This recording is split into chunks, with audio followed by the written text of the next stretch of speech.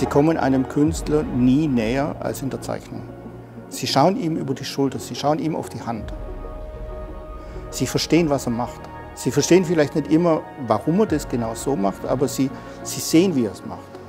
Und das ist das Faszinierende. Man kommt dem kreativen Akt nie näher als in der Zeichnung. Das ist so dieser ganz unmittelbare Moment, wo was entsteht.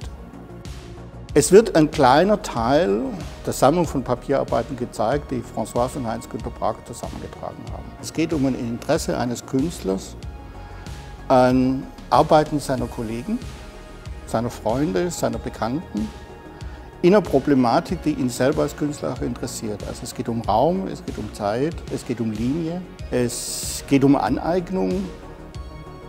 Aber es ist nicht eine durchgehende Geschichte, es ist nicht so ein einziger roter Faden, sondern es ist wie so ein Fächer von verschiedenen Themen, der sich in dieser Ausstellung aufmacht.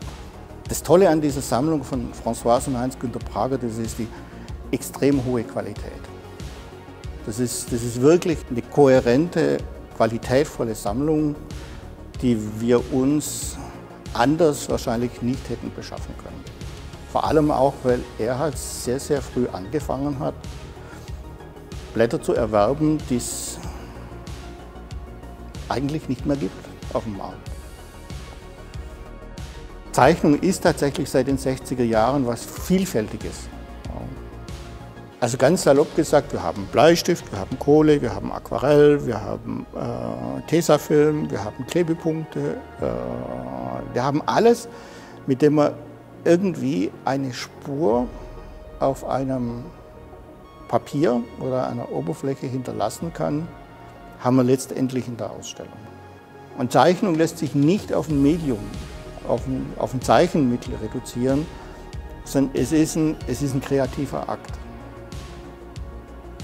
der ganz lang rein an die Bewegung der Hand gebunden war, der aber heutzutage natürlich auch über technische Mittel möglich ist. Häufig geht es um Wahrnehmung, um genaues Hinschauen, um Hinterfragen. Ohne dass man so eine absolute Antwort sucht, sondern dass man ausgehend von der eigenen Erfahrung, von der eigenen Beschäftigung einen Anknüpfungspunkt bietet für einen Betrachtenden, da selber weiterzudenken.